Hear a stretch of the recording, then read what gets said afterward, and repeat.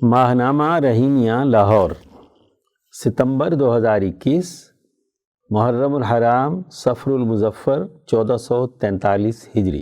ارشاد گرامی حضرت اقدس مولانا شاہ عبد القادر رائے پوری قدس سرہ، مسند نشین ثانی، خانقاہ عالیہ رحیمیہ رائے پور۔ مولوی عبد الوہاب صاحب رائے پوری نے حضرت سے عرض کیا کہ حضرت، میں ریاست میں کہیں اگر مدرسے کے کام یا اور کسی کام بھی جاتا ہوں تو جس کے ہاں ٹھہرتا ہوں ریاست والوں یعنی حکمرانوں کو وہ بھی کھٹکنے لگتا ہے، بڑی مشکل ہے۔ حضرت والا نے فرمایا، ہمت سے کیے جاؤ مگر خدا کے واسطے، اور دوسرے لوگوں کو بھی دلیری سے کام لینا چاہیے۔ سیکشن درس قرآن، عنوان بنی اسرائیل کے لیے قومی اور ملکی سطح کا اجتماعی نظام۔ تفسیر شیخ التفسیر مفتی عبد الخالق آزاد رائے پوری۔ اعوذ باللہ من الشیطان الرجیم، بسم اللہ الرحمن الرحیم۔ وَإِذْ قُلْتُمْ يَا مُوسَىٰ لَن نَّصْبِرَ عَلَىٰ طَعَامٍ وَاحِدٍ فَادْعُ لَنَا رَبَّكَ يُخْرِجْ لَنَا مِمَّا تُنبِتُ الْأَرْضُ مِن بَقْلِهَا وَقِثَّائِهَا وَفُومِهَا وَعَدَسِهَا وَبَصَلِهَا قَالَ أَتَسْتَبْدِلُونَ الَّذِي هُوَ أَدْنَىٰ بِالَّذِي هُوَ خَيْرٌ اهْبِطُوا مِصْرًا فَإِنَّ لَكُم مَّا سَأَلْتُمْ۔ اور جب کہا تم نے، اے موسیٰ، ہم ہرگز صبر نہ کریں گے ایک ہی طرح کے کھانے پر، سو دعا مانگ ہمارے واسطے اپنے پروردگار سے کہ نکال دے ہمارے واسطے جو اگتا ہے زمین سے، ترکاری اور ککڑی اور گیہوں اور مسور اور پیاز۔ کہا موسیٰ نے، کیا لینا چاہتے ہو وہ چیز جو ادنا ہے اس کے بدلے میں جو بہتر ہے؟ اترو کسی شہر میں تو تم کو ملے جو مانگتے ہو۔ گزشتہ آیات میں حضرت موسیٰ علیہ السلام کی طرف سے بنی اسرائیل کی تعلیم و تربیت کے لیے انعامات کا ذکر کیا گیا ہے، جن میں شخصی تربیت سے لے کر صحرائی اجتماعیت پر مبنی ابتدائی تربیت سے متعلق امور بیان کیے گئے تھے، نیز معاشی امور کی منصفانہ تقسیم سے متعلق احکامات کا تذکرہ کیا گیا تھا۔ اس آیت مبارکہ کے اس حصے میں اس سے اگلی قومی شہری اجتماعیت سے متعلق امور بیان کیے جا رہے ہیں۔ وَإِذْ قُلْتُمْ يَا مُوسَىٰ لَن نَّصْبِرَ عَلَىٰ طَعَامٍ وَاحِدٍ۔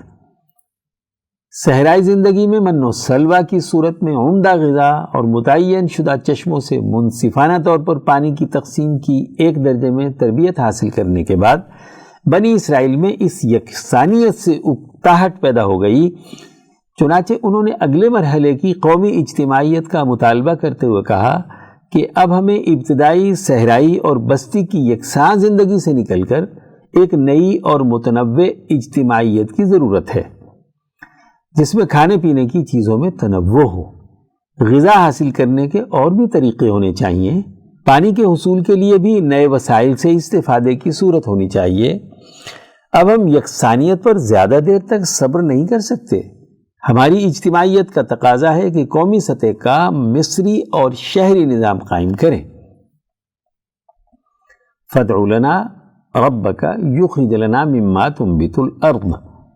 انہوں نے حضرت موسیٰ علیہ السلام سے کہا کہ ہمارے لیے اپنے رب سے دعا کریں کہ زمین سے اگنے والی قدرتی غذائیں ہمیں حاصل ہوں۔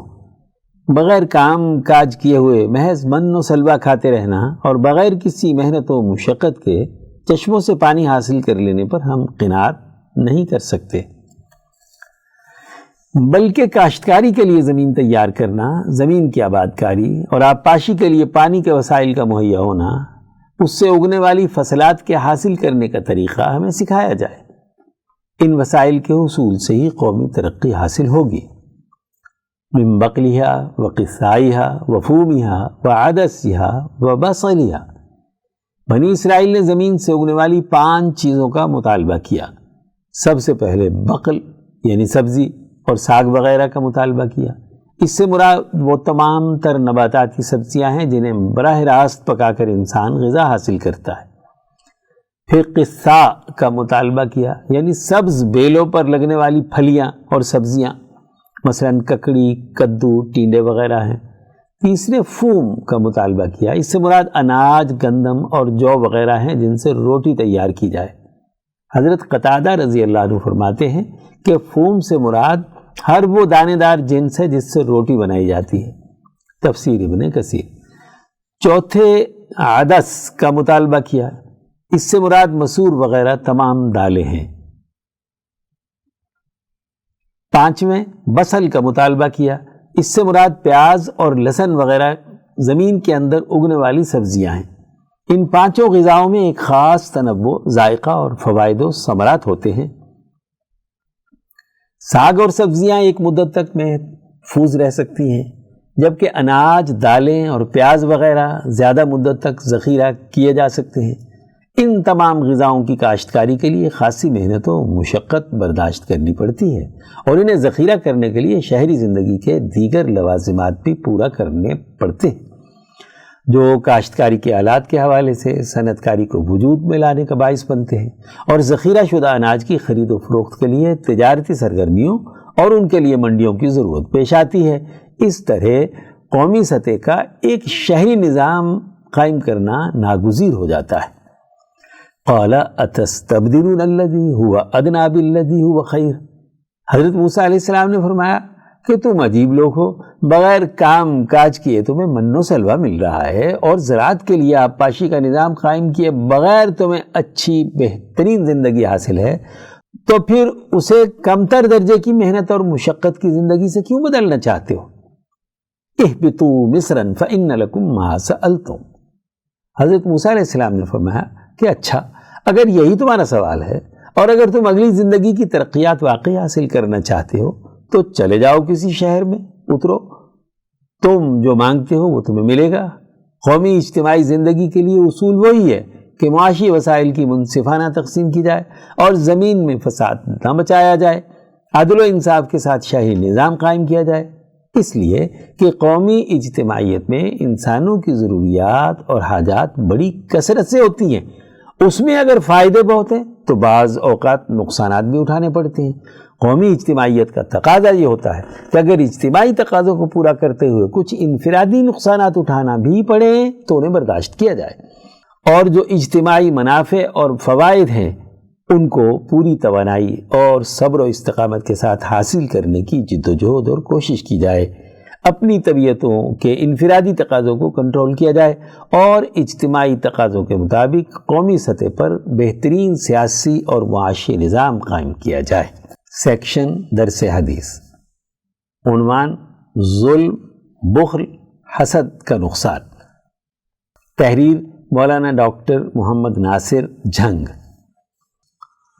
عن جابر بن عبد الله ان رسول الله صلی اللہ علیہ وسلم قال اتقوا الظلم فإن الظلم ظلمات يوم القيامة واتقوا الشح فإن الشح أهلك من كان قبلكم حملهم على أن سفكوا دماءهم واستحلوا محارمهم۔ حضرت جابر بن عبداللہ رضی اللہ عنہ سے روایت ہے کہ رسول اللہ صلی اللہ علیہ وسلم نے فرمایا، ظلم سے بچو، کیونکہ ظلم قیامت کے دن دلوں پر چھانے والی ظلمتیں ہوں گی۔ بخل اور ہوس سے بچو، کیونکہ تم سے پہلے لوگوں کو بخل و ہوس نے ہلاک کر دیا، اسی نے ان کو اکسایا تو انہوں نے اپنے ایک دوسرے کے خون بہائے اور اپنی حرمت والی چیزوں کو حلال کر لیا۔ صحیح مسلم حدیث نمبر 6576۔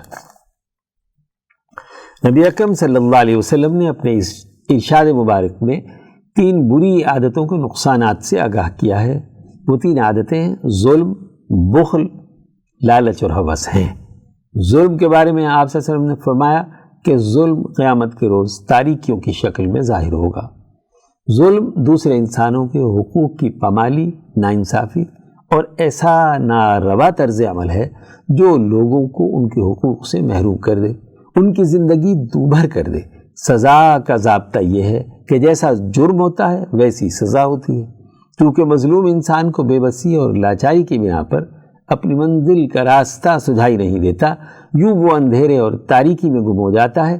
اس لیے ظلم ڈھانے والے کو سزا بھی ایسی ہی دی گئی ہے۔ ظلم قیامت کے روز تاریکیوں میں سے ایک تاریکی بن کر نمودار ہوگا۔ مومنین کے بارے میں ہے کہ روز قیامت ان کے آگے اور دائیں روشنی دوڑتی ہوگی۔ سورۃ التحریم آیت نمبر 8۔ آج انسانوں پر ظلم کا غلبہ ہے، اس نے انسانوں کو پریشان کر دیا ہے، طبقات قائم کر دیے گئے ہیں۔ نظام ظلم کی وجہ سے لوگ بنیادی حقوق سے محروم ہو گئے ہیں۔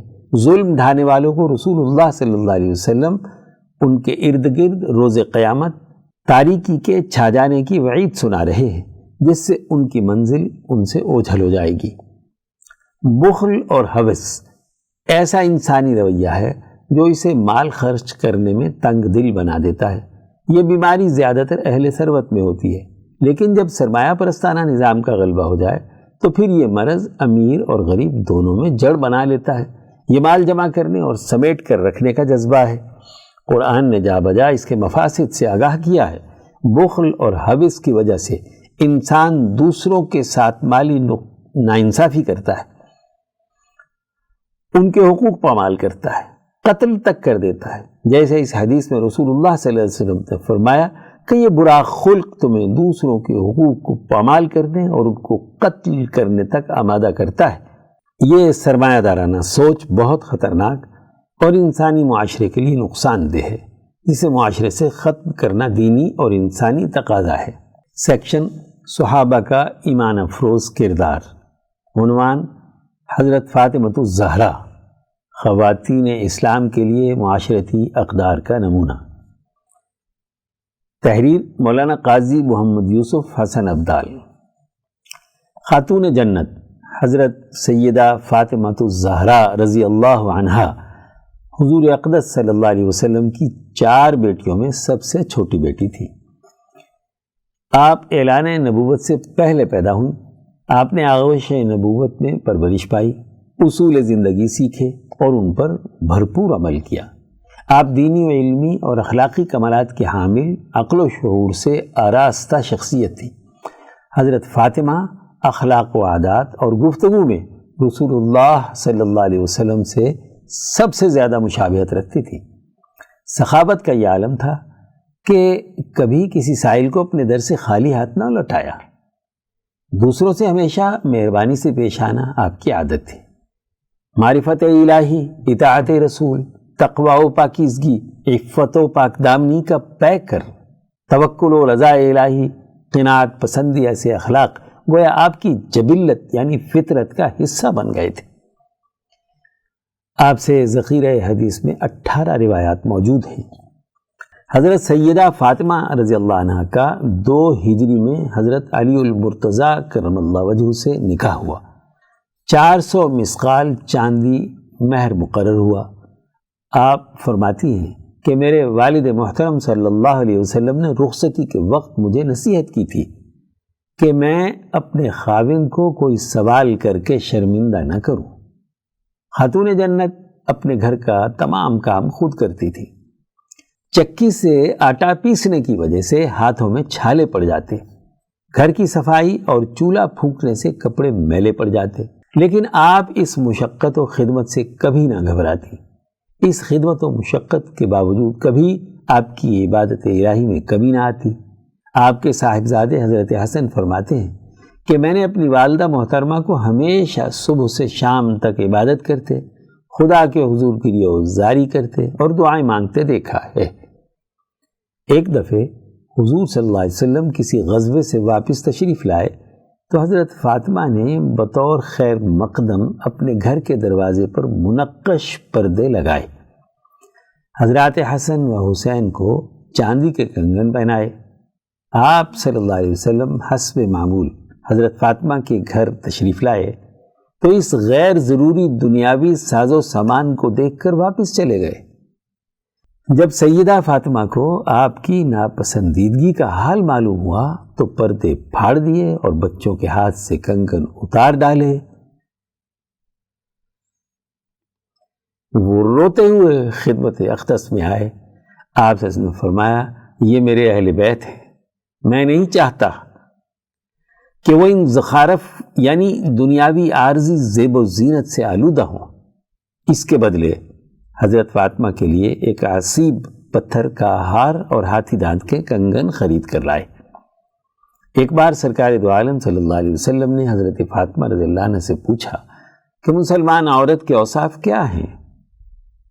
آپ نے عرض کیا، عورت کو چاہیے کہ خدا اور اس کے رسول کی اطاعت کرے، اپنی اولاد پر شفقت کرے، اپنی نگاہ نیچی رکھے، اپنی زینت چھپائے، کسی غیر کو خود نہ دیکھے اور نہ کوئی غیر اس کو دیکھنے پائے۔ آپ صلی اللہ علیہ وسلم اپنی بیٹی کی یہ بات سن کر بہت مسرور ہوئے۔ ازالۃ الخفا، سیرت الصحابیات، انسائکلوپیڈیا اصحاب رسول، سیکشن شذرات، عنوان افغان طالبان کی واپسی اور حقیقت پسندانہ سوچ کی ضرورت، تحریر محمد عباس شاد۔ اگست 2021 عیسوی کے دوسرے نصف میں ملکی اور عالمی اخبارات میں امریکہ کی شکست کے تذکرے اور طالبان کی فتح کی خوش کن خبروں نے قارئین کو اپنی طرف متوجہ کیا۔ زوال کے دور میں حقائق اور واقعات کو ان کے اصل تناظر میں دیکھنے اور جاننے کا ہمارا فہم خوش فہمیوں کے ملبے تلے دب چکا ہے، جس کی وجہ سے ہم مسلمان دنیا کو اپنی خواہشات کے اسیر ہو کر دیکھنے کے عادی ہو چکے ہیں۔ افغانستان میں طالبان کی منظر عام پر واپسی اور امریکی فوج کا انخلاء ہماری خواہشات کے علی الرغم کچھ ٹھوس حقائق کی بنیاد پر وقوع پذیر ہوا ہے، جسے افغانستان کے مقامی اور بین الاقوامی حالات کے تناظر میں سمجھنا انتہائی اہم ہے۔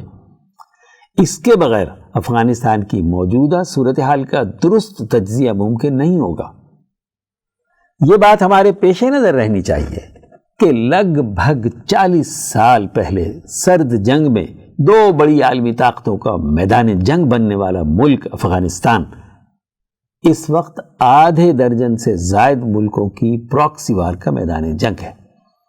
ایسی صورت میں امریکہ اپنے حریف ملکوں کے لیے کسی صورت میں میدان خالی نہیں چھوڑ سکتا، لہٰذا اس نے دوحہ مذاکرات کی میز سجائی اور طالبان کو افغانستان کا باقاعدہ سٹیک ہولڈر قرار دیا اور انہیں دوحہ میں سیاسی دفتر کھول کر دیا، اور طالبان کو ایک معاہدے کے ذریعے کچھ مشروط پابندیوں کے ساتھ میدان میں اترنے کی اجازت دی، جس کو ہمارے سادہ لو خوش فہم مذہبی حلقے امریکہ کی شکست اور طالبان کی فتح مبین سے تعبیر کر رہے ہیں۔ اسے فتح مکہ قرار دینے والوں کے فہم سیرت کا دیوالیہ پن نہ کہا جائے تو کیا کہا جائے؟ کاش یہ ارباب مذہب دوحہ کے طالبان امریکہ امن معاہدے کے مندرجہ ذیل الفاظ پر ہی غور کر لے، جس میں کہا گیا ہے کہ طالبان کسی فرد، گروہ کو القاعدہ سمیت افغانستان کی سرزمین کو امریکہ اور اس کے اتحادیوں کے خلاف استعمال کرنے کی اجازت نہیں دیں گے۔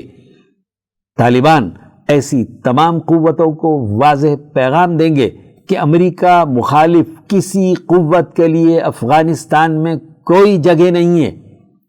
طالبان اپنے کارکنوں کو ہدایات جاری کریں گے کہ امریکہ اور اس کے اتحادیوں کے خلاف کسی قوت کو نہ اپنی فورسز میں بھرتی کریں، نہ تربیت دیں، نہ چندہ جمع کرنے دیں، نہ اپنے ہاں ٹھہرنے دیں۔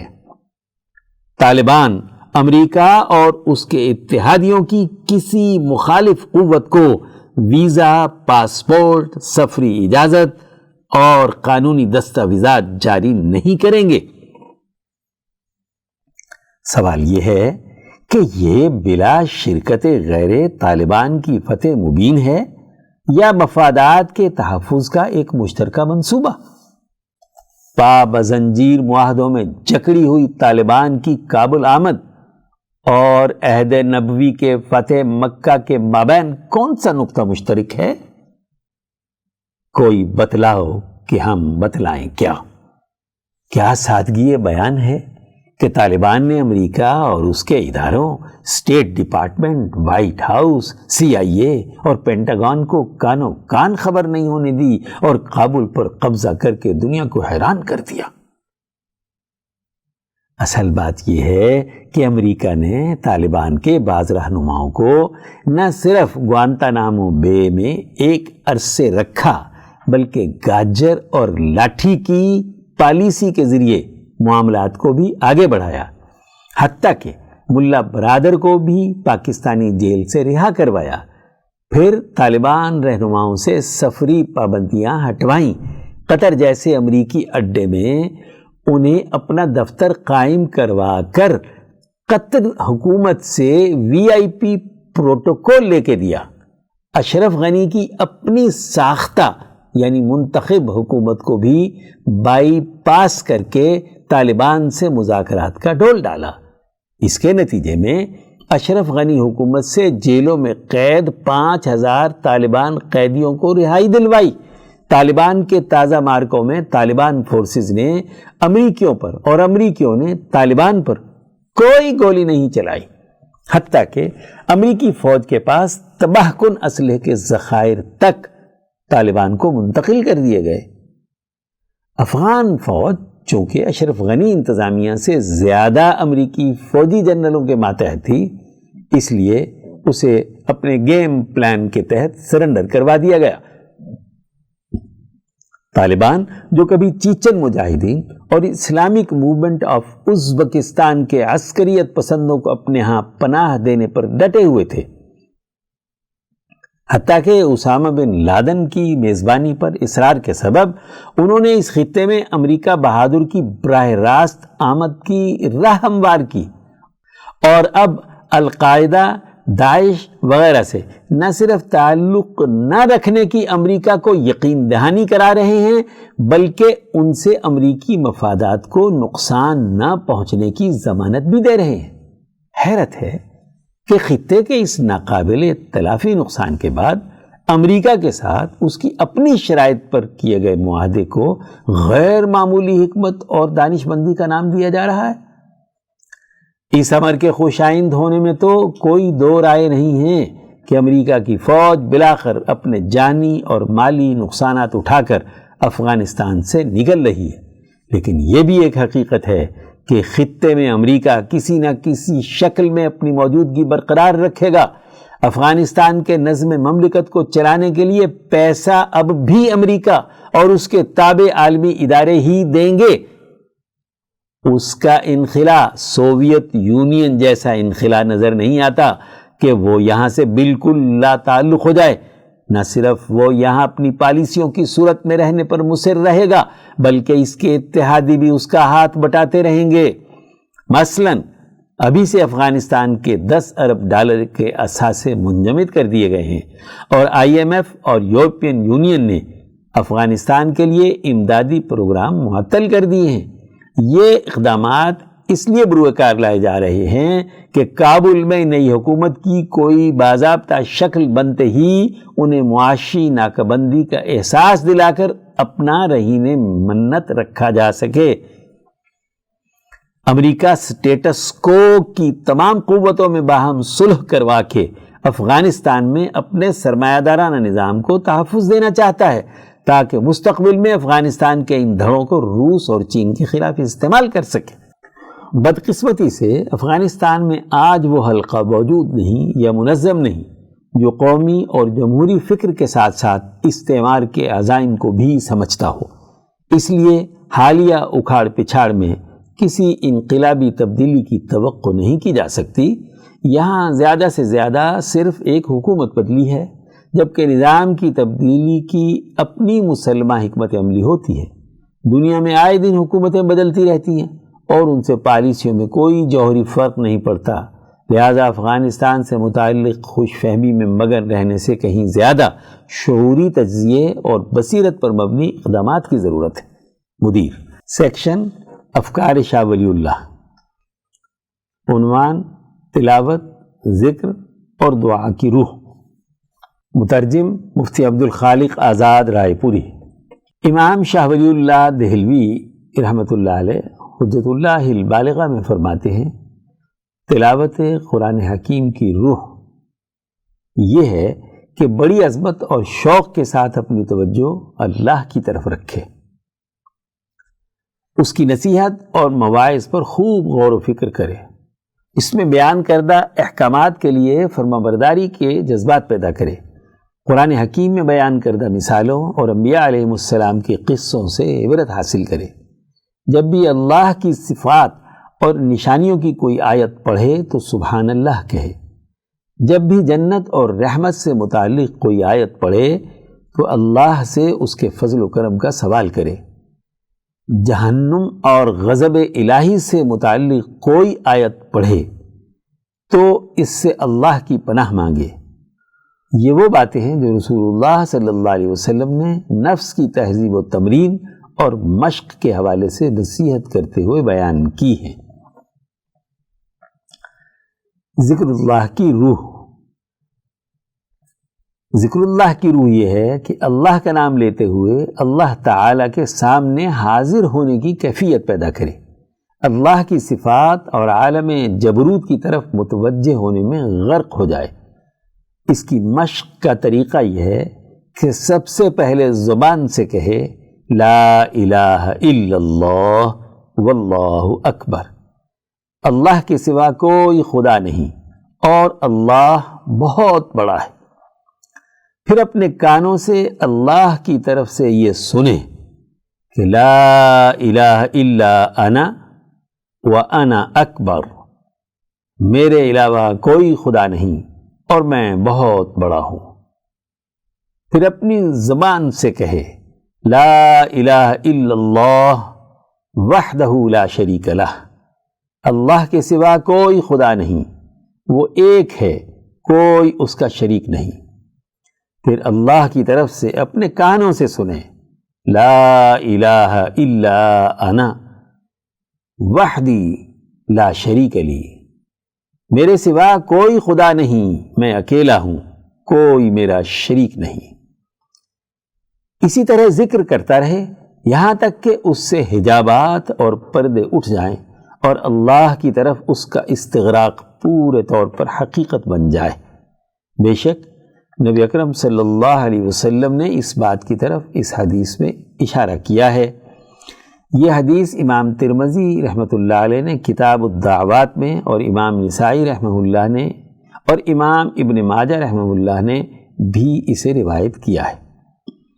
اس حدیث میں حضرت ابو سعید خدری رضی اللہ عنہ اور حضرت ابو ہریرہ رضی اللہ عنہ نے گواہی دی ہے کہ نبی اکرم صلی اللہ علیہ وسلم نے ارشاد فرمایا کہ جو آدمی لا الہ الا اللہ واللہ اکبر پڑھتا ہے تو اس کا رب اس کی تصدیق کرتا ہے اور کہتا ہے لا الہ الا انا وانا اکبر الآخر۔ رواہ الترمذی، حدیث نمبر 3430۔ دعا مانگنے کی روح۔ دعا مانگنے کی روح یہ ہے کہ انسان یہ دیکھے کہ تمام طاقت اور قوت صرف اللہ کی ہے اور اللہ کے سامنے ایسے ہو جائے جیسے نہلانے والے کے ہاتھ میں مردہ ہوتا ہے، یا ایسی تصویر جو تصویر بنانے والے کے ہاتھ کے سامنے ہوتی ہے۔ دعا مانگتے ہوئے اللہ سے سرگوشی کی لذت محسوس کرے۔ رسول اللہ صلی اللہ علیہ وسلم کی سنت یہ ہے کہ آپ صلی اللہ علیہ وسلم تہجد کی نماز کے بعد خوب دعا مانگتے تھے، خاص طور پر 2 رکعتوں کے درمیان بڑی لمبی دعا مانگتے تھے، اپنے دونوں ہاتھ بڑی عجز و انکساری سے اللہ کے سامنے اٹھاتے اور فرماتے تھے یا رب یا رب۔ اللہ تبارک و تعالی سے دنیا و آخرت کی بھلائی کا سوال کرتے تھے، مصیبتوں سے اللہ تعالی کی پناہ چاہتے تھے، اللہ تعالیٰ کے سامنے خوب گڑ گڑاتے تھے، اللہ کے سامنے نہایت عاجزی اور انکساری سے لپٹ کر دعا مانگتے تھے۔ دعا کی شرائط میں سے یہ بھی ہے کہ انسان کا دل باقی ہر چیز سے فارغ ہو، کھیل کود اور غفلت میں مبتلا نہ ہو، بیت الخلاء جانے، پیشاب اور پخانے کا تقاضا نہ ہو، بھوکا پیاسا بھی نہ ہو، غصے اور طیش کی حالت میں بھی نہ ہو۔ حضوری کی اس کیفیت کو برقرار رکھنے کا علاج۔ پس جب انسان اس طرح اللہ تبارک و تعالیٰ کے سامنے حضوری کی کیفیت حاصل کر لے، پھر اس کے بعد اگر یہ کیفیت باقی نہ رہے تو اس حالت کے ختم ہونے کے اسباب کی تحقیق و تفتیش کرے۔ الف، اگر طبیعت کے جوش اور طاقت کی وجہ سے ایسا ہوا ہے تو اس پر لازم ہے کہ روزے رکھے، اس لیے کہ روزہ طبیعت کے جوش کو ٹھنڈا اور شہوت کو ختم کرتا ہے۔ اس سلسلے میں زیادہ سے زیادہ 2 مہینوں کے روزے مسلسل رکھے جا سکتے ہیں، اس سے زیادہ مسلسل روزے رکھنا درست نہیں۔ با، اگر اسے ضرورت اور حاجت ہے کہ وہ کھانے پینے کے حوالے سے اپنی اصلاح کرے اور منی کی خرابیوں سے فارغ ہو، یا حضور کی کیفیت میں دل لگنے کی کیفیت ختم ہو جائے اور اسے دوبارہ حاصل کرنے کا ارادہ ہو تو شادی کر لے اور منی کی برائیوں سے اپنے آپ کو بچائے، لیکن کھانے پینے اور بیوی سے ملنے میں زیادہ انہماک نہ رکھے، اس کو صرف ایسی دوا کے طور پہ استعمال کرے کہ جس سے نفع حاصل کیا جاتا ہے اور اس کے فساد سے بچا جاتا ہے۔ جیم، اگر حضوری کی کیفیت اتفاقات اور لوگوں کے میل جول میں مشغولیت کی وجہ سے ختم ہوئی ہو تو پھر اتفاقات سے متعلق کام سر انجام دیتے ہوئے اللہ کے ذکر اور احکامات کو یاد رکھے۔ دال، اگر حضوری کی کیفیت غور و فکر کے برتن یعنی دماغ تشویش انگیز خیالات سے بھر جانے یا افکار میں خرابی اور گڑبڑ پیدا ہونے کی وجہ سے ہو تو اس کا علاج یہ ہے کہ لوگوں سے علیحدگی اختیار کرے، گھر میں یا مسجد میں بیٹھ جائے اور اپنی زبان کو اللہ کے ذکر کے علاوہ ہر چیز سے روک لے اور اپنے قلب کو اللہ کی جانب تفکر و تدبر کے سوا تمام چیزوں سے روک لے۔ جب نیند سے بیدار ہو تو اللہ تعالیٰ کا ذکر کرے اور اپنے نفس کی نگرانی کرے تاکہ اس کے دل میں سب سے پہلی چیز ذکر اللہ کی صورت میں داخل ہو، اور جب سونے کا ارادہ کرے تو اپنے دل کو ان تمام لایانی افکار اور تشویش انگیز خیالات سے پاک کر لے۔ من ابواب الاحسان، باب نمبر 1، علم الشرائع والاحسان۔ سیکشن، تاریخ اسلام کے ناقابل فراموش واقعات۔ عنوان، اندلس کے علماء و سائنسدان۔ تحریر، مفتی محمد اشرف عاطف، لاہور۔ اندلس میں مسلمانوں کی عادلانہ حکومت کا آغاز 92 ہجری یعنی 711 عیسوی میں ہوا۔ علم و ادب کی ترقی و ترویج اگرچہ قدر تاخیر سے ہوئی، لیکن حکمرانوں کی ذاتی دلچسپی اور سرپرستی کی وجہ سے اندلس علم و ادب کا گہوارہ بن گیا۔ ایک وقت آیا کہ اندلس کا ہر آدمی لکھنا پڑھنا جانتا تھا، جبکہ مسیحی یورپ علم کی مبادیات ہی جانتا تھا، اور وہ بھی چند اراکین کلیسا ہی۔ اس دور میں صرف قرطبہ میں 800 کے قریب تعلیمی ادارے تھے جہاں ثانوی و اعلیٰ تعلیم کا انتظام تھا۔ جامعہ قرطبہ دنیا کی سب سے بڑی یونیورسٹی تھی جہاں طبعیات، ریاضیات، فلکیات، کیمیا، طب اور فلسفے سمیت تمام علوم پڑھائے جاتے تھے، جہاں سے ایسے عالی قدر علماء اور سائنسدان پیدا ہوئے جنہوں نے مختلف علوم و فنون کی نئی جہتیں دریافت کی اور ان علوم و فنون کے موجد کہلائے، اور آج تک ان کے علوم سے انسانیت مستفید ہو رہی ہے۔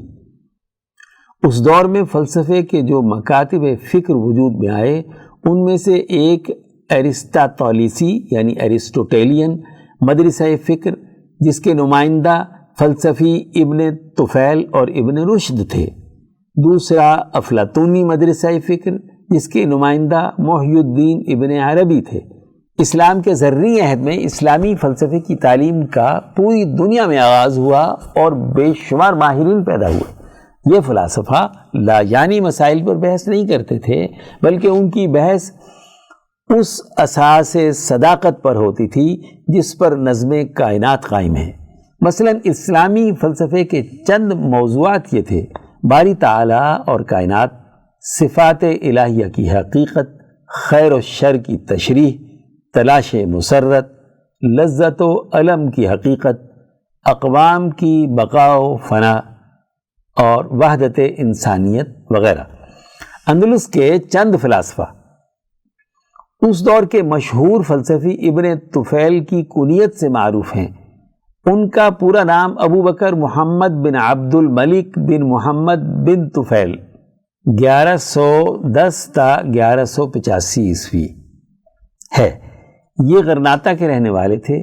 یہ بیک وقت طبیب، فلسفی، ادیب، ماہر الہیات و فلکیات اور ناول نگار تھے۔ یہ طنجہ کے حکمران ابو یعقوب بن یوسف کے طبیب خاص تھے۔ بعد ازاں قاضی کے عہدے پر فائز ہوئے اور پھر وزیر بنائے گئے۔ ابن رشد کے مربی و استاد تھے۔ انہی کی سفارش پر ابن رشد کو دربار تک رسائی ہوئی۔ انہوں نے بے شمار کتابیں لکھی۔ تاریخ فلسفہ کے دباجے کے آخر میں ابن طفیل نے امام غزالی، ابن سینا اور ابن باجہ ابو بکر محمد بن یحییٰ کی بہت تعریف کی ہے۔ ان کی تمام تصانیف کو پادریوں نے جلا دیا تھا۔ صرف ایک فلسفیانہ ناول باقی رہ گیا تھا جو حی ابن یقظان کے نام سے معروف ہے، جس کا بہت سی زبانوں میں ترجمہ ہوا۔ اس میں انہوں نے واضح کیا ہے کہ انسانی فکر کی انتہا ذات خدا بندی ہے اور حیات کی آخری منزل اللہ سے ملاقات ہے۔ سیکشن ملکی معیشت، عنوان افغانستان اور پاکستان کا معاشی مستقبل، تحریر محمد کاشف شریف راولپنڈی۔ افغانستان تاریخ کے انمٹ نقوش کا حامل خطہ ہے۔ صدیوں پرانے طاقتور خاندانوں اور ان کی بادشاہتوں کا مرکز رہا ہے۔ یہ بدیسی طالع آزماؤں کا تختہ مشق بھی رہا ہے۔ اس کے ساتھ ساتھ خطے میں آزادی کی تحریکات کا سر خیل بھی رہا ہے اور عالمی قوتوں کا میدان جنگ بھی رہا ہے۔ آج پھر ایسی تبدیلی کا شکار ہے جو خطے کی قوتوں کی نہ ختم ہونے والی مخاصمت کا نتیجہ ہے۔ اس چپقلش کی روح رواں عصر حاضر کی عالمی طاقتیں اب اس خطے کو پہلے سے کہیں زیادہ جانتی ہیں۔ یہاں کے اب تک معلوم معدنی وسائل سے جو ایک اندازے کے مطابق 10 کھرب ڈالر کی مالیت کے ہیں، دراصل یہاں اس سیاسی اور معاشی کھینچتانی کی ایک بڑی وجہ ہے۔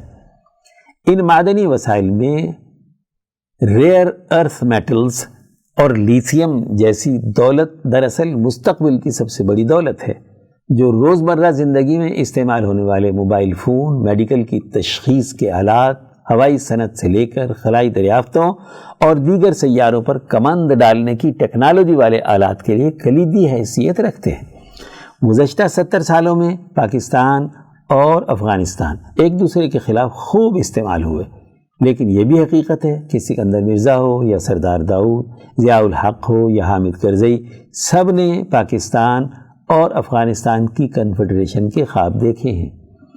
ان خوابوں کی تعبیر کے لیے امریکی آقا بھی تیار تھے۔ چنانچہ صدر اوباما ایڈمنسٹریشن میں پاکستان اور افغانستان کو مشترکہ حکمت عملی کے تحت کنٹرول کرنے کے لیے ایف-پاک کا استعارہ تواتر سے استعمال کیا جاتا رہا۔ یہ ممکن نہیں کہ ان دو خطوں کو ایک دوسرے سے الگ کر دیا جائے۔ یہی وجہ ہے کہ ان دونوں ملکوں میں ڈیورنڈ لائن کو حتمی سرحد کے طور پر قبول نہیں کیا گیا۔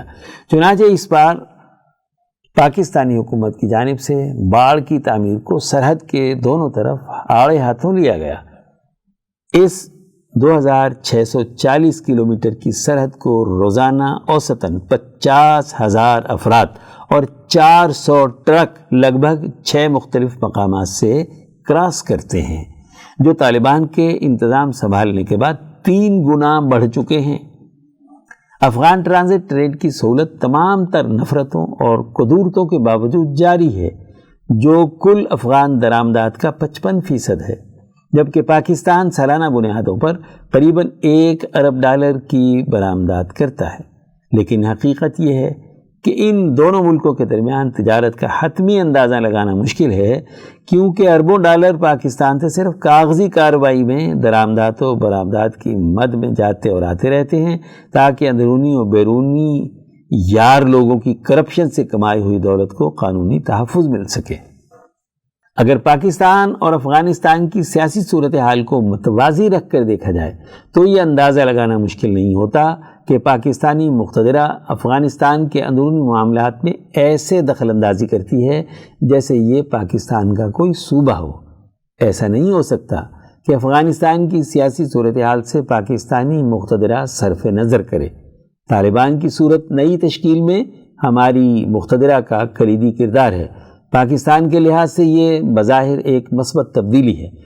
تمام مقامی قوتوں کو ساتھ لے کر چلنے کے حوالے سے طالبان کے حالیہ بیان اور پاکستان سے روزمرہ استعمال کی درآمدی اشیاء پر ٹیکس کی کمی کا اعلان دراصل ایک بہتر مستقبل کی نوید سنا رہا ہے۔ اگر پاکستان اور مقامی علاقائی قوتیں اس تبدیلی کو اپنے حق میں کرنے میں کامیاب ہو گئیں تو ان دونوں ممالک کا معاشی مستقبل روشن ہو سکتا ہے۔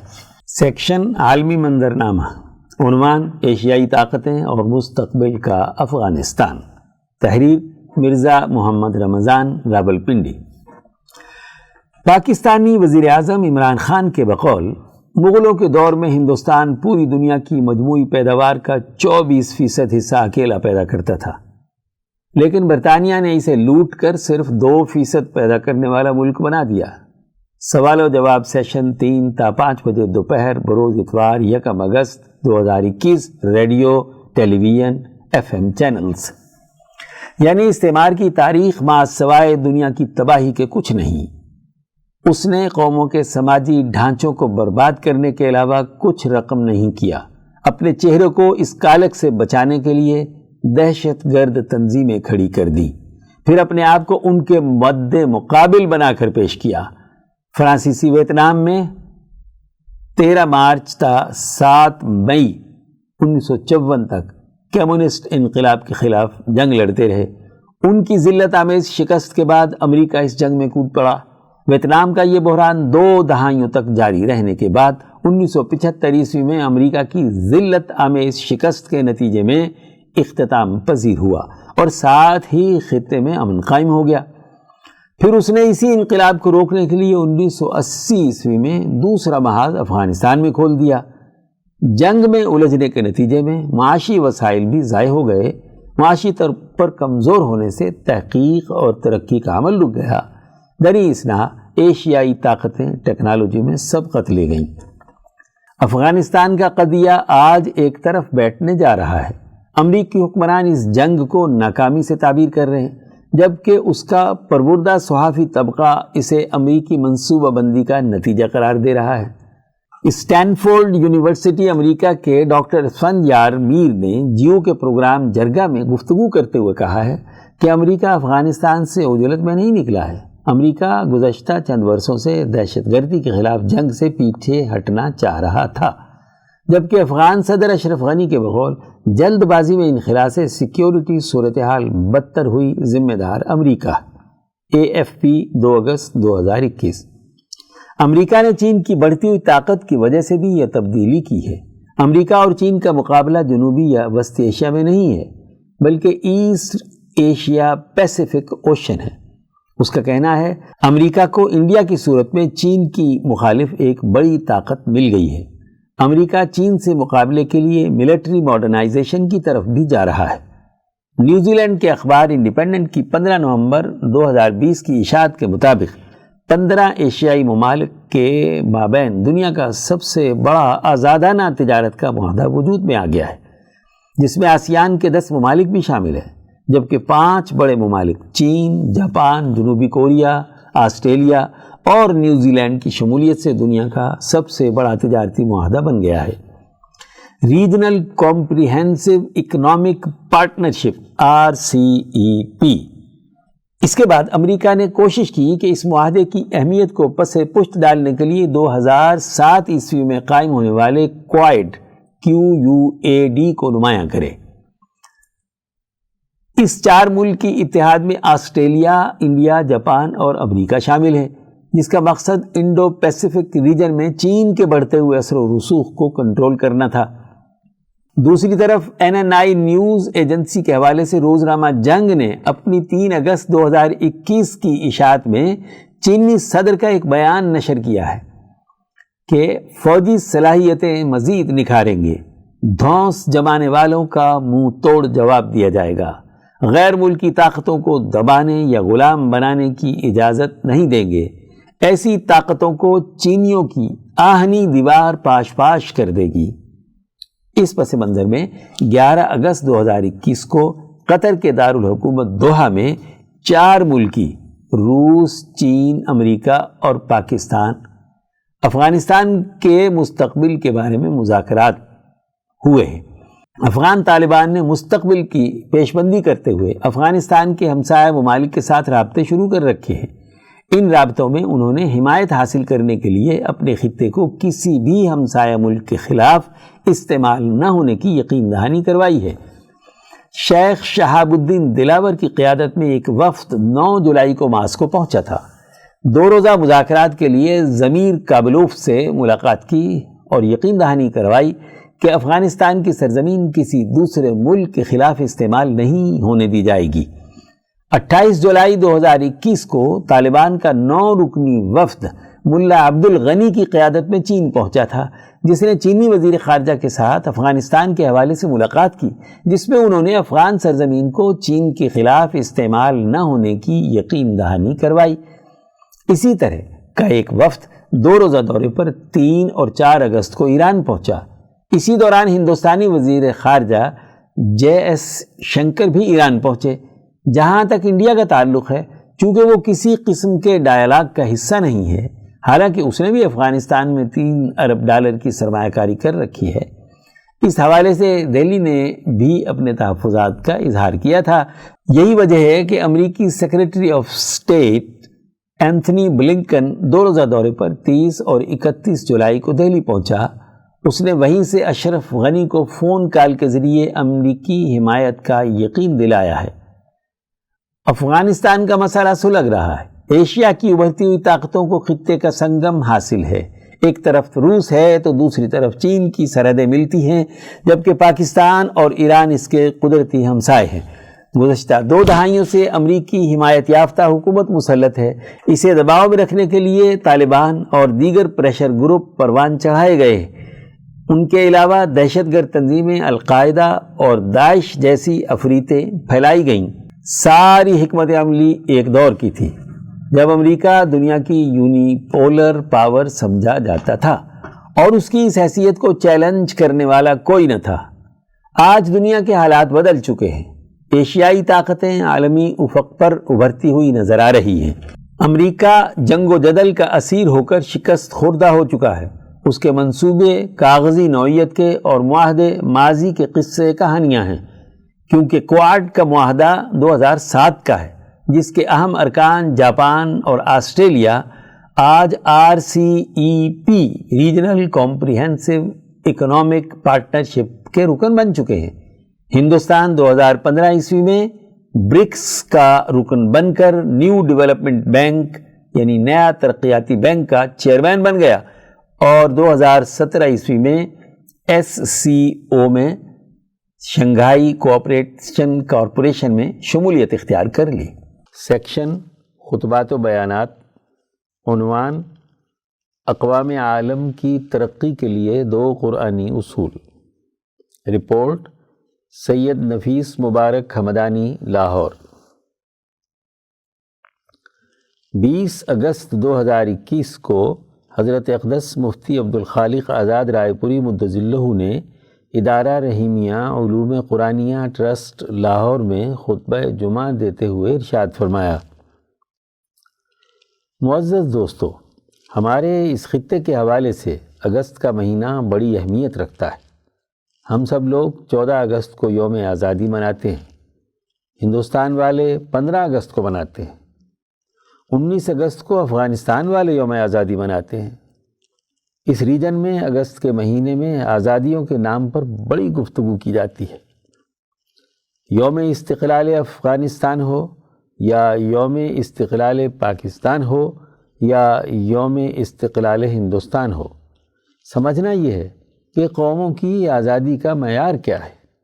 اس حوالے سے بحیثیت مسلمان قرآن پر ایمان رکھنے والی جماعتوں کے ہمیں یہ غور و فکر کرنا ہے کہ آزادی اور حریت کا بنیادی مفہوم کیا ہے۔ قومیں بنتی کیسے ہیں، بگڑتی کیسے ہیں؟ قوموں کی بنیادی شناخت کیا ہونی چاہیے؟ قرآن حکیم نے اس حوالے سے ایک بڑا آفاقی اصول بیان کیا ہے۔ کہ دنیا کی ہر قوم اور ہر جماعت میں ہم نے رسول بھیجے ہیں۔ ان پیغمبروں اور انسانیت کو درست راستے پر لانے والے رہنماؤں نے دو بنیادی باتوں کا پیغام انسانیت کے سامنے رکھا۔ ایک یہ کہ تم اللہ کی عبادت کرو، اللہ کے ساتھ کسی کو شریک مت ٹھہراؤ، غلامی صرف اسی کی کرنی ہے۔ دوسری اہم ترین بات یہ ہے کہ طاغوت سے اجتناب برتو۔ طاغوت سے اجتناب یہ ہے کہ انسانوں کی کوئی جماعت کسی دوسری جماعت کو غلام نہیں بنا سکتی۔ انسانوں کا باہمی رشتہ طاغوتی بنیادوں پر نہیں ہونا چاہیے۔ قرآن حکیم کے نزدیک طاغوت کی سب سے بڑی علامت فرعون ہے، جس نے طاغوتی نظام قائم کیا ہے۔ اس کی مزید وضاحت اللہ پاک نے سورہ القصص کے شروع میں بیان فرما دی کہ فرعون نے بنی اسرائیل میں دو طاغوتی کام کیے۔ ایک علا فی الارض، زمین میں اس نے سرکشی کی۔ جب کوئی قوم دوسری قوم کو غلام بناتی ہے، اس پر چڑھ دوڑتی ہے، اسے یرغمال بنا لیتی ہے، اسے قرآن حکیم علو فی الارض سے تعبیر کرتا ہے۔ دو، یستضعف طائفۃ منہم، فرعون نے ان مظلوم قوموں کو ٹکڑے ٹکڑے کیا ہوا تھا، گروپ بنائے ہوئے تھے۔ ڈیوائیڈ اینڈ رول کی سیاست کہ تقسیم کرو اور حکومت کرو، فرعون نے جو زندہ رہے انہیں کمزور بنا کر ان کی سیاسی حیثیت اور معاشی طاقت اور قوت ختم کر دی۔ جو مزاحمت کرتے ان کی نوجوان طاقت کو ذبح کرا دیا، قتل و غارت گری کی بھینٹ چڑھا دیا، عورتوں کو زندہ رکھا، نسل کشی کی، نسلیں تباہ کی۔ وہ بڑا ہی فسادی تھا۔ القصص آیت نمبر 4۔ ان دونوں دائروں، اللہ کی عبادت اور طاغوت سے اجتناب کا انسان کے ساتھ بڑا گہرا تعلق ہے۔ قرآن حکیم نے بڑے واضح الفاظ میں یہ حقیقت بیان کر دی کہ قومی ترقی کے لیے یہ دو نکاتی ایجنڈا ضروری ہے۔ کوئی قوم اگر طاغوت کے تسلط کو قبول کر لے اور صدق دل سے وحدانیت اور اللہ کی غلامی کا واضح اور دو ٹوک اقرار نہ کرے اور عملاً نظام نہ بنائے تو اس کے لیے سوائے ذلیل ہونے کے اور کچھ نہیں۔ اس دور کے طاغوت کی سامراجی تاریخ۔ حضرت آزاد رائے پوری مدظلہ نے مزید فرمایا، قرآن حکیم میں بیان کردہ فرعون کی طاغوتیت کے تناظر میں ذرا دیکھیے کہ ہمارا یہ خطہ پچھلے 250-300 سال سے بین الاقوامی طاغوت انگریزی سامراج کے زیر تسلط ہے۔ آزادی سلب ہو چکی۔ یہ جو یوم آزادی کے اس مہینے میں اس ریجن کے سارے ملکوں میں جشن منائے جاتے ہیں، یہ خود اس حقیقت کی غماز ہے کہ آپ پہلے غلام رہے ہیں، تبھی تو ہم یوم آزادی مناتے ہیں۔ اس موقع پر 200 سالہ غلامی کی پوری تاریخ سامنے رہنی چاہیے۔ اس سے آپ کو اندازہ ہوگا کہ 250 سال سے آپ جس طاقت کے غلام ہیں اس کی حقیقی نوعیت طاغوتی نظام کا مسلط کرنا رہا ہے۔ قرآن حکیم پڑھ جائیے، احادیث کا ذخیرہ دیکھیے، کس طرح طاغوت کی تعریف ان یورپین بھیڑیوں پر پوری اترتی ہے۔ ان سامراجی قوموں کی طاغوتیت کی ایک پوری تاریخ ہے۔ قرآن نے فرعون کا جو نقشہ کھینچا تھا، بالکل وہی بعین ہی نقشہ ان سامراجی طاغوتی قوتوں کا ہے، جو دنیا بھر کے ملکوں کو غلام بنانے کے لیے پوری انسانیت کے خلاف پل پڑے۔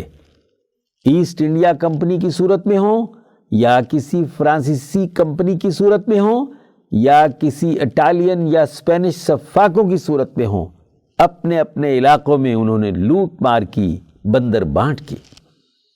بدقسمتی سے ہمارا یہ خطہ برطانوی سامراج کے زیر تسلط رہا، افغانستان سے لے کر بنگال تک غلام بنا۔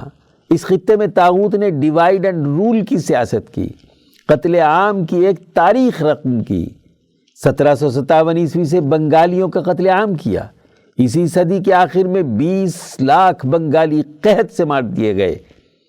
زرخیز سونا اگلتی ہوئی زمین کی پیداوار سے گودام بھرے ہوئے تھے، لیکن عوام کو فاقے پر مجبور کر دیا گیا۔ کاشتکاروں پر ظالمانہ ٹیکس لگا کر زمینیں چھین لی گئیں۔ جب 3 صوبوں کی دیوانی انگریز سامراج کے قبضے میں آئی تو ہندوستان سے ظالمانہ ٹیکس لگا کر دولت نچوڑ لی گئی اور برطانیہ لے جا کر عیاشیاں کی گئیں۔ یہ تو بنگال کی حالت ہے۔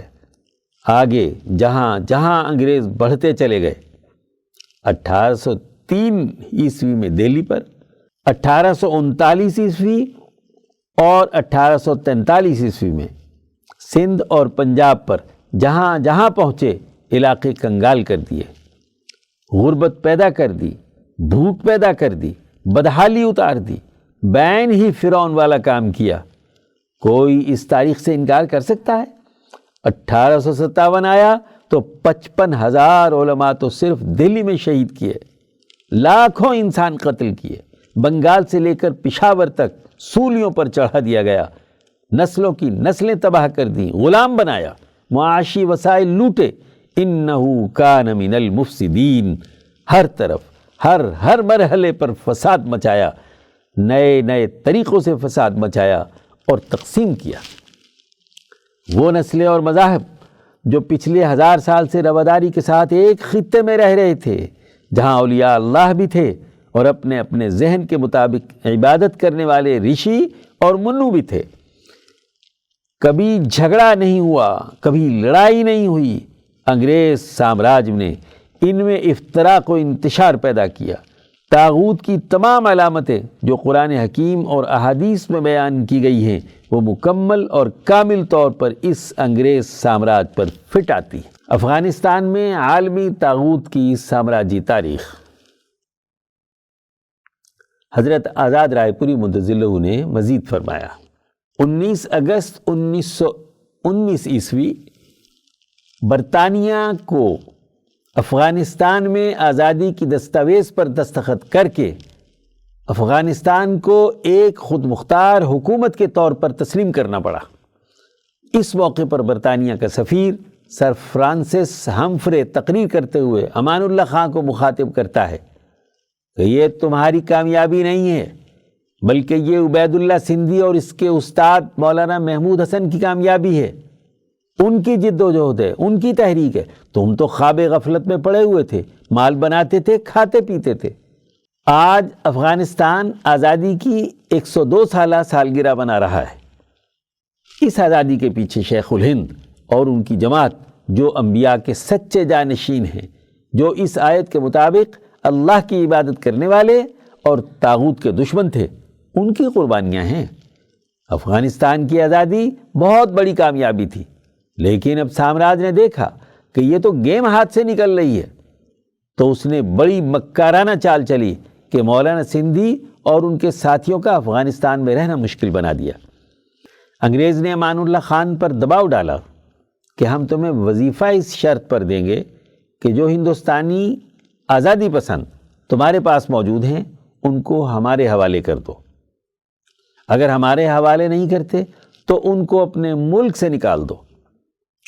حضرت سندھی امیر امان اللہ خان کو سیاسی اقدامات کرنا سکھا رہے تھے، جس کی وجہ سے برطانیہ آزادی دینے پر مجبور ہوا۔ اس لیے مولانا سندھی کو افغانستان سے نکالنے کی کوششیں تیز ہوئیں اور آپ کو وہاں سے روانہ ہونا پڑا۔ مولانا نے روس کا راستہ اختیار کیا، وہاں کا انقلاب دیکھا، ترکی کا انقلاب دیکھا اور پھر حرم مکہ پہنچ گئے۔ آپ دیکھیے کہ جب تک مولانا سندھی کابل میں موجود رہے تو امیر امان اللہ خان وہ فیصلے کرتا رہا جن سے طاغوت کی جڑ کٹتی تھی۔ جیسے ہی مولانا سندھی وہاں سے تشریف لے جاتے ہیں تو امیر امان اللہ خان ایسے لایانی فیصلے کرتا ہے جس کے نتیجے میں آخر کار 1928 عیسوی میں بچہ سقہ کے ذریعے برطانوی سامراج افغانستان پر قبضہ کر لیتا ہے۔ پھر اس کے بعد نادر شاہ آ گیا، پھر ظاہر شاہ، پھر داؤد شاہ آ گیا، پوری تاریخ ہے۔ پھر پوری گیم کھیل کر روسی طاقتوں کا حملہ ہوا، ان کو پھانس لیا گیا کہ آؤ یہاں کا کیک کاٹو۔ پھر ان کو ختم کرنے کے لیے یہاں سے علماء کو بھرتی کیا گیا، جہاد کا نام دے دیا گیا۔ اس طرح افغانستان میں تفریق، بد امنی، ناانصافی اور معاشی بھوک پیدا کی گئی۔ آج 100 سال ہو گئے ہر کچھ عرصے بعد کابل فتح ہوتا ہے، پھر کابل ڈھایا جاتا ہے، افغانستان تعمیر ہوتا ہے اور پھر توڑ دیا جاتا ہے۔ آج بھی عام افغان اسی طرح بھوکا ننگا ہے جیسے 100 سال پہلے تھا۔ آج بھی افغانستان میں بدامنی ہے جیسے 100 سال پہلے تھی۔ معاہدات ہوتے ہیں اور معاہدات کی خلاف ورزی ہوتی ہے۔ دنیا بھر کے ملکوں کی پراکسیز وہاں پر موجود ہیں، وہ اپنے اپنے گروپوں کو لڑاتی ہیں۔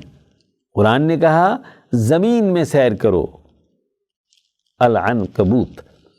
300 سال کی پوری تاریخ کا مطالعہ کرو، تمہیں معلوم ہوگا کہ یہ برطانوی سامراج کی گریٹ گیم ہے۔ حقیقی آزادی کے لیے قرآنی تعلیمات کی اتباع ضروری ہے۔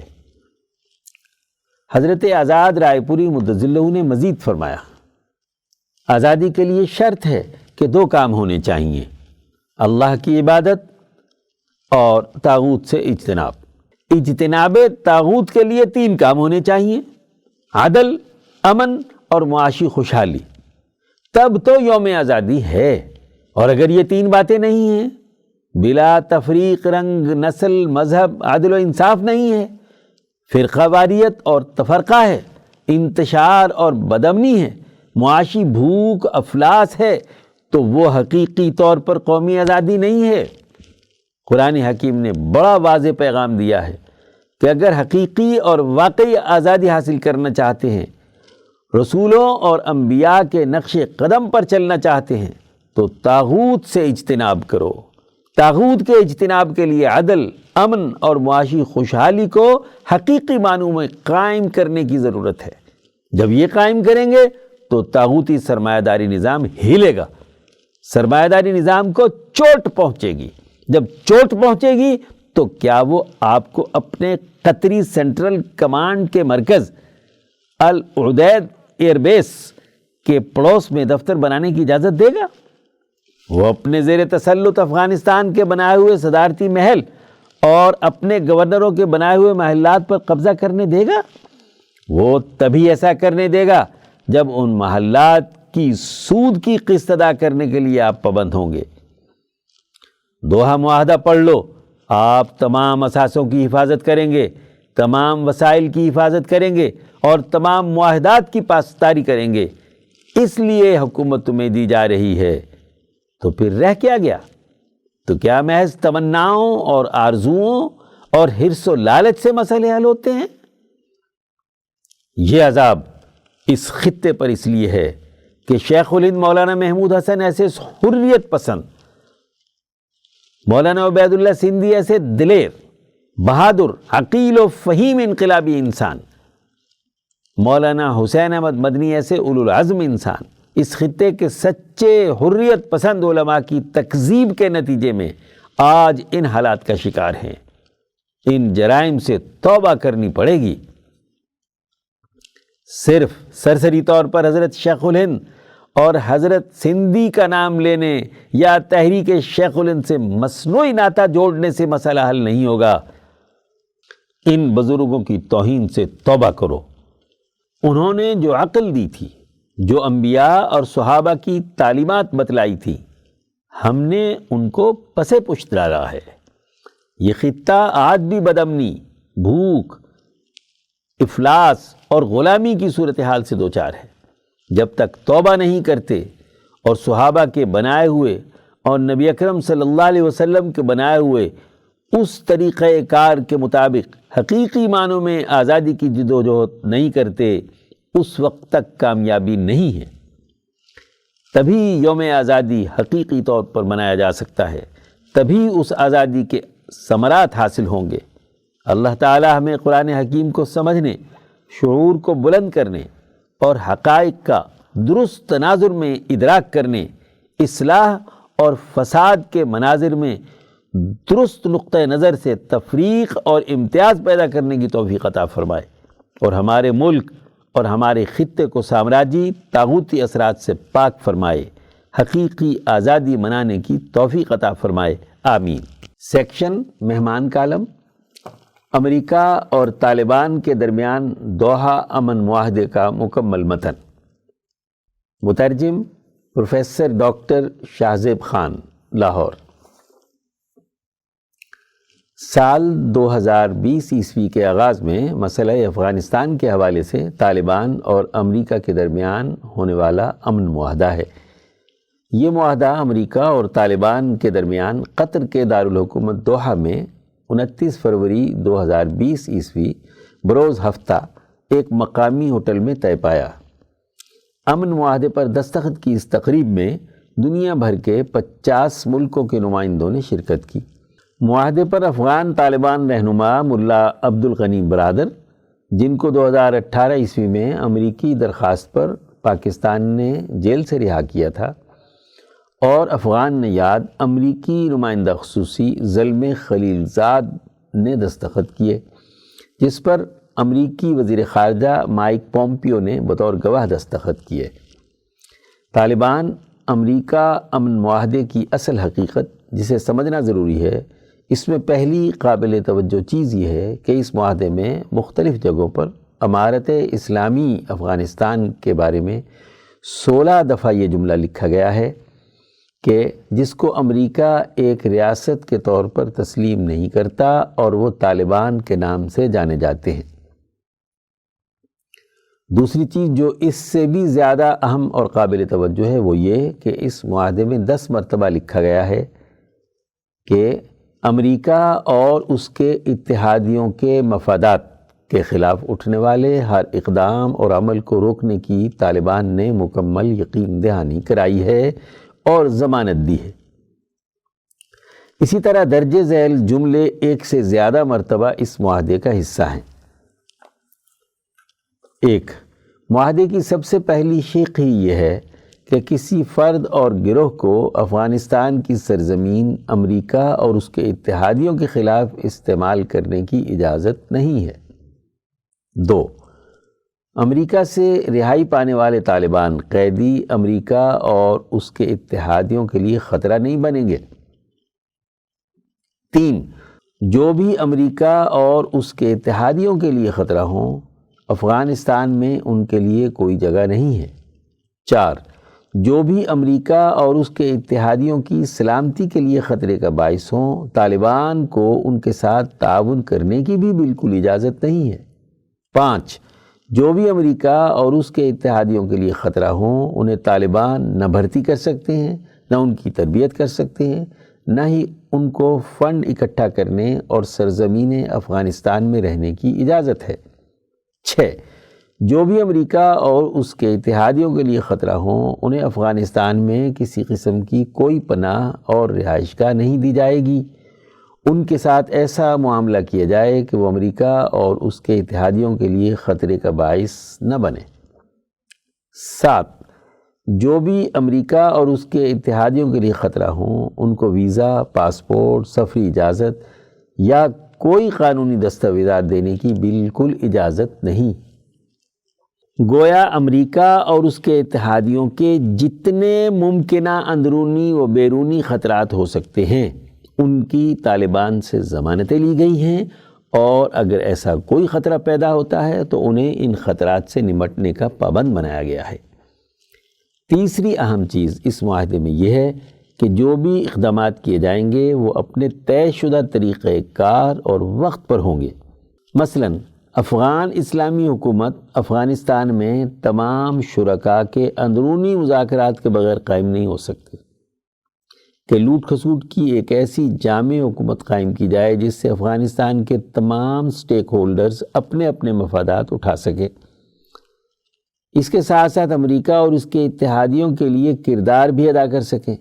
یہی وجہ ہے کہ تاحال نہ افغان حکومت کا باقاعدہ اعلان ہو سکا ہے اور نہ ہی یوم آزادی حکومتی سطح پر بنایا گیا ہے۔ دوحہ معاہدے کے اصل متن کے عنوانات اور ذیلی نمبرات کو منوعاً انگریزی سے نقل کیا گیا ہے۔ قارئین کے لیے اس کے انگریزی متن کا اردو ترجمہ پیش ہے۔ ادارہ دوحہ امن معاہدہ افغانستان میں امن لانے کے لیے امارت اسلامی افغانستان، جس کو امریکہ ایک ریاست کے طور پر تسلیم نہیں کرتا اور وہ طالبان کے نام سے جانے جاتے ہیں، اور ریاستہائے متحدہ امریکہ کے درمیان معاہدہ 29 فروری 2020 بمطابق 5 رجب 1441 ہجری قمری تقویم اور 10 حوت 1398 ہجری شمسی تقویم کو ہوا۔ یہ جامع امن معاہدہ 4 حصوں پر مشتمل ہے۔ 1 ضمانتیں اور ان کو پورا کرنے کا طریقہ کار، جن کے ذریعے سے کسی فرد یا گروہ کی طرف سے افغانستان کی سرزمین کو امریکہ یا اس کے اتحادیوں کی سلامتی کے خلاف استعمال کرنے سے روکا جائے گا۔ 3 ضمانتیں اور ان کے نافذ کرنے کے طریقہ کار اور ٹائم لائن، جس کے تحت افغانستان سے تمام بیرونی افواج کا انخلاء ہوگا۔ 3 بیرونی فورسز کے مکمل انخلاء کی ضمانتوں اور ان کی ٹائم لائن کے اعلان کے بعد اور بین الاقوامی گواہان کی موجودگی میں اس اعلان کے بعد کہ افغانستان کی سرزمین امریکہ اور اس کے اتحادیوں کی سلامتی کے خلاف استعمال نہیں ہوگی، امارت اسلامی افغانستان، جس کو امریکہ ایک ریاست کے طور پر تسلیم نہیں کرتا اور وہ طالبان کے نام سے جانے جاتے ہیں، افغانستان کے اندر افغانیوں کے ساتھ مذاکرات کا آغاز 10 مارچ 2020 عیسوی کو کریں گے، جو کہ ہجری قمری کیلنڈر کے مطابق 15 رجب 1441 ہجری بنتا ہے اور ہجری شمسی کے مطابق 20 حوت 1398 بنتا ہے۔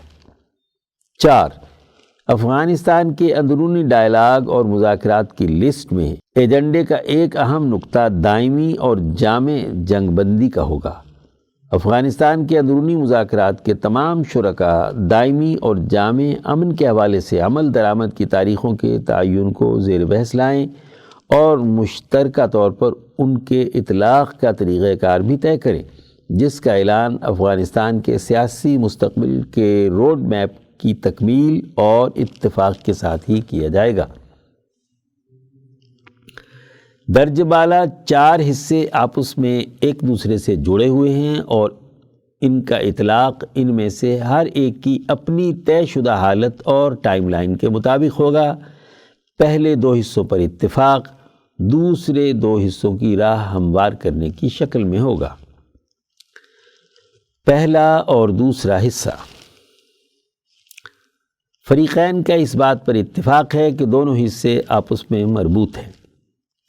فریق اول امارت اسلامی افغانستان، جس کو امریکہ ایک ریاست کے طور پر تسلیم نہیں کرتا اور وہ طالبان کے نام سے جانے جاتے ہیں، پر اس معاہدے کی روح سے لازم ہے کہ جو علاقے ان کے دائرۂ اختیار میں ہیں ان پر اس معاہدے پر عمل درآمد کرائیں، یہاں تک کہ نئے بندوبست کے بعد افغان اسلامی حکومت، جس کا تعین افغانستان کے اندر افغانیوں کے مذاکرات اور تبادلہ خیال کے نتیجے میں ہوگا، قائم ہو جائے۔ فریق ثانی متحدہ ریاستہائے امریکہ اس بات پر پرعزم ہے کہ وہ افغانستان سے متحدہ ریاستہائے امریکہ، اس کے اتحادیوں اور شریک پارٹنرز کی تمام مسلح افواج سمیت غیر سفارتی عملے، پرائیویٹ سیکیورٹی کانٹریکٹرز، تربیت کار، مشیران اور معاونت کاروں کا انخلاء معاہدے کے اعلان کے 14 مہینوں میں کرے گا اور اس کے بارے میں درج ذیل اقدامات کرے گا۔ متحدہ ریاستہائے امریکہ، اس کے اتحادیوں اور شریک پہلے 135 دنوں میں درج ذیل اقدامات کریں گے۔ 1 وہ افغانستان میں امریکی افواج کی تعداد گھٹا کر 8600 کریں گے اور اسی تناسب کے ساتھ اپنے اتحادیوں اور شریکوں کی فورسز میں بھی کمی کریں گے۔ 2 5 ملٹری بیسز، فوجی ہیڈ کوارٹرز سے متحدہ ریاستہائے امریکہ، اس کے اتحادی اور شریک پارٹنرز اپنی تمام فورسز ہٹا لیں گے۔ اس معاہدے کے دوسرے حصے میں درج فرائض پر عزم اور عمل کے ساتھ امارت اسلامی افغانستان، جس کو امریکہ ایک ریاست کے طور پر تسلیم نہیں کرتا اور وہ طالبان کے نام سے جانے جاتے ہیں، اور متحدہ ریاستہائے امریکہ، اس کے اتحادی اور شریک درج ذیل پر عمل کریں گے۔ 1. متحدہ ریاستہائے امریکہ اس کے اتحادی اور شریک افغانستان سے اپنی تمام بقیہ فورسز کا انخلا 5 سے 9 مہینوں میں کریں گے۔ 2. متحدہ ریاستہائے امریکہ اس کے اتحادی اور شریک اپنی تمام فورسز بقیہ تمام بیسز یعنی فوجی مراکز سے ہٹا لیں گے۔ سی. متحدہ ریاست امریکہ تمام متعلقہ اطراف کے ساتھ ایسے منصوبے پر جس کے ذریعے حربی اور سیاسی قیدیوں کو تمام متعلقہ اطراف کی ہم آہنگی اور اجازت کے بعد بحالی اعتماد کی غرض سے رہا کیا جا سکے، فوراً کام کرنے کے لیے پرعزم ہے۔ امارت اسلامی افغانستان جس کو امریکہ ایک ریاست کے طور پر تسلیم نہیں کرتا اور وہ طالبان کے نام سے جانے جاتے ہیں، کہ 5000 قیدیوں اور دوسری طرف کے 1000 قیدیوں کو 10 مارچ 2020 عیسوی بمطابق ہجری قمری تقویم 15 رجب 1441 عیسوی اور بمطابق ہجری شمسی تقویم 20 ہوت 1398 جو کہ افغانستان کے داخلی مذاکرات کے آغاز کا پہلا دن ہے، دونوں متعلقہ اطراف کا ہدف یہ ہے کہ اس تاریخ سے اگلے 3 ماہ میں تمام قیدیوں کو رہا کر دیا جائے۔ متحدہ ریاستہائے امریکہ بھی اس ہدف کو مکمل کرنے کے لیے پرعزم۔ امارت اسلامی افغانستان جس کو امریکہ ایک ریاست کے طور پر تسلیم نہیں کرتا اور وہ طالبان کے نام سے جانے جاتے ہیں، اس بات کا عزم کرتی ہے کہ اس کے رہائی پانے والی قیدی اس معاہدے میں درج ذمہ داریوں پر عمل کریں گے تاکہ وہ متحدہ ریاستہائے امریکہ اور اس کے اتحادیوں کے لیے خطرہ نہ بنے۔ ڈی. افغانستان کے داخلی مذاکرات کے آغاز کے ساتھ متحدہ ریاستہائے امریکہ امارت اسلامی افغانستان جس کو امریکہ ایک ریاست کے طور پر تسلیم نہیں کرتا اور وہ طالبان کے نام سے جانے جاتے ہیں کے ممبران پر موجودہ امریکی پابندیوں اور ان کی گرفتاری پر مقرر انعامات کی فہرست پر ایک انتظامی نظرثانی کا آغاز کرے گا تاکہ ان پابندیوں کو ختم کرنے کے ہدف کو 27 اگست 2020 بمطابق ہجری قمری تقویم کے 8 محرم 1442 ہجری اور ہجری شمسی تقویم کے 6 سنبلہ 1399 تک حاصل کیا جا سکے۔ ای. افغانستان کے داخلی مذاکرات کے آغاز کے ساتھ ہی متحدہ ریاستہائے امریکہ اقوام متحدہ کی سیکیورٹی کونسل کے دوسرے ممبران اور حکومت افغانستان کے مابین سفارتی بات چیت کا آغاز کیا جائے گا تاکہ امارت اسلامی افغانستان جس کو امریکہ ایک ریاست کے طور پر تسلیم نہیں کرتا اور وہ طالبان کے نام سے جانے جاتے ہیں کہ ممبران کے نام پابندیوں والی فہرست سے 29 مئی 2020 عیسوی بمطابق 6 شوال 1441 ہجری قمری ہجری تقویم اور 9 جوزہ 1399 بمطابق ہجری شمسی تقویم تک نکلوائے جا سکیں۔ ایف. متحدہ ریاستہائے امریکہ اور اس کے اتحادی افغانستان کی علاقائی سالمیت اور سیاسی خود مختاری اور اس کے داخلی معاملات میں دخل اندازی کے خلاف طاقت کے استعمال اور اس کی دھمکیاں دینے سے گریز کریں گے۔ تیسرا حصہ، اس معاہدے کے اعلان کے ساتھ ہی امارت اسلامی افغانستان جس کو امریکہ ایک ریاست کے طور پر تسلیم نہیں کرتا اور وہ طالبان کے نام سے جانے جاتے ہیں، درج ذیل اقدامات کریں گے تاکہ کوئی فرد یا گروہ القاعدہ سمیت افغانستان کی سرزمین کو امریکہ اور اس کے اتحادیوں کی سلامتی کو خطرے میں ڈالنے کے لیے استعمال نہ کرے۔ 1. امارت اسلامی افغانستان جس کو امریکہ ایک ریاست کے طور پر تسلیم نہیں کرتا اور وہ طالبان کے نام سے جانے جاتے ہیں، اپنے کسی بھی ممبر، فرد یا گروہ القاعدہ سمیت کو افغانستان کی سرزمین کو امریکہ اور اس کے اتحادیوں کی سلامتی کو خطرے میں ڈالنے کی اجازت نہیں دیں گے۔ 2. امارت اسلامی افغانستان جس کو امریکہ ایک ریاست کے طور پر تسلیم نہیں کرتا اور وہ طالبان کے نام سے جانے جاتے ہیں، ان تمام افراد اور گروہوں کو ایک واضح پیغام دیں گے کہ جو امریکہ اور اس کے اتحادیوں کی سلامتی کے لیے خطرہ ہیں، ان کے لیے افغانستان میں کوئی جگہ نہیں ہے۔ اور امارت اسلامی افغانستان جس کو امریکہ ایک ریاست کے طور پر تسلیم نہیں کرتا اور وہ طالبان کے نام سے جانے جاتے ہیں کے ممبران کو ہدایت کریں گے کہ وہ ایسے گروہ سے تعاون نہ کریں جو امریکہ اور اس کے اتحادیوں کی سلامتی کو خطرے میں ڈالیں۔ 3، امارت اسلامی افغانستان جس کو امریکہ ایک ریاست کے طور پر تسلیم نہیں کرتا اور وہ طالبان کے نام سے جانے جاتے ہیں افغانستان میں کسی ایسے فرد یا گروہ کو امریکہ اور اس کے اتحادیوں کی سلامتی کو خطرہ پہنچانے سے روکیں گے اور ان کو بھرتی کرنے، تربیت دینے اور پیسے اکٹھا کرنے سے منع کریں گے۔ ان کو اس معاہدے کی ذمہ داریوں کے مطابق اپنے یہاں رہنے بھی نہیں دیں گے۔ 4، امارت اسلامی افغانستان جس کو امریکہ ایک ریاست کے طور پر تسلیم نہیں کرتا اور وہ طالبان کے نام سے جانے جاتے ہیں اس بات پر پرعزم ہے کہ جو افغانستان میں بین الاقوامی قوانین ہجرت اور اس معاہدے کے عزائم کے مطابق یا رہائش چاہتے ہوں گے ان کے ساتھ اس طرح معاملات کریں گے کہ وہ متحدہ ریاستہائے امریکہ اور اس کے اتحادیوں کے لیے خطرے کا باعث نہ بنے۔ 5، امارت اسلامی افغانستان جس کو امریکہ ایک ریاست کے طور پر تسلیم نہیں کرتا اور وہ طالبان کے نام سے جانے جاتے ہیں ایسے لوگوں کو ویزا، پاسپورٹ، سفری اجازت یا اور قانونی دستاویزات جاری نہیں کریں گے جو متحدہ ریاستہائے امریکہ اور اس کے اتحادیوں کے لیے خطرہ ہوں۔ 4، متحدہ ریاستہائے امریکہ اقوام متحدہ کی سلامتی کونسل سے درخواست کرے گا کہ وہ اس معاہدے کو تسلیم کرے اور اس کی تائید کرے۔ 2، متحدہ ریاستہائے امریکہ اور امارات اسلامی افغانستان جس کو امریکہ ایک ریاست کے طور پر تسلیم نہیں کرتا اور وہ طالبان کے نام سے جانے جاتے ہیں ایک دوسرے سے مثبت تعلقات کے خواہاں ہیں اور امید کرتے ہیں کہ متحدہ ریاستہائے امریکہ اور نئے بندوبست کے بعد افغان اسلامی حکومت جس کا تعین افغانستان کے داخلی ڈائلاگ کے بعد ہوگا کہ مذاکرات کامیاب ہوں گے۔ متحدہ ریاستہائے امریکہ نئے بندوبست کے بعد افغان اسلامی حکومت جو کہ افغانستان کے داخلی ڈائلاگ اور مذاکرات کے نتیجے میں سامنے آئے گی کے ساتھ تعمیر نو کے حوالے سے معاشی تعاون چاہے گا اور اس کے اندرونی معاملات میں دخل نہیں دے گا۔